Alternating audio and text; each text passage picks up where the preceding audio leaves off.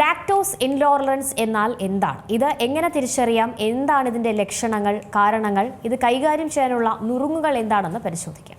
Lactose അസഹിഷ്ണുത എന്ന വ്യാപകമായ ദഹന പ്രശ്നം പാൽ ഉൽപ്പന്നങ്ങൾ കഴിച്ചതിനു ശേഷം അസ്വസ്ഥതയുണ്ടാക്കുന്ന ലാക്ടോസ് ഉൽപ്പാദനത്തിന്റെ അഭാവത്തിൽ നിന്നാണ് ഉണ്ടാകുന്നത്.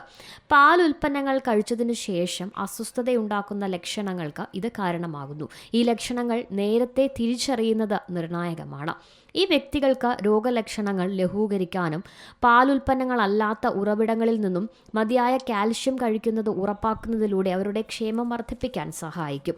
പാലിൽ മാത്രമായി കാണപ്പെടുന്ന കാർബോഹൈഡ്രേറ്റ് ആണ് ലാക്ടോസ്. ഇത് പാലിലെ പ്രധാന ഊർജ സ്രോതസ്സാണ്.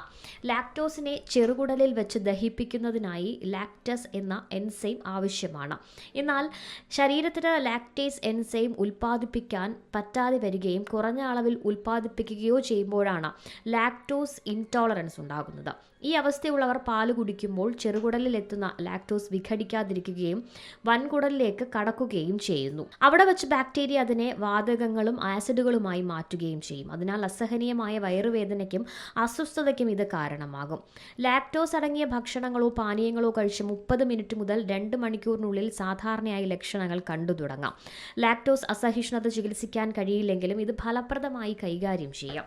ഭക്ഷണക്രമത്തിലെ മാറ്റം, ലാക്ടേസ് സപ്ലിമെന്റുകൾ, ലാക്ടോസ് രഹിത ഉൽപ്പന്നങ്ങൾ, ഇലക്കറികൾ, സപ്ലിമെന്റുകൾ തുടങ്ങിയ പാലുൽപ്പന്നങ്ങളല്ലാത്ത സ്രോതസ്സുകളിൽ നിന്നും ആവശ്യത്തിന് കാൽസ്യം ലഭിക്കുന്നുണ്ടെന്ന് ഉറപ്പുവരുത്തുക എന്നിവ ചെയ്യാം. News desk C Malayalam news.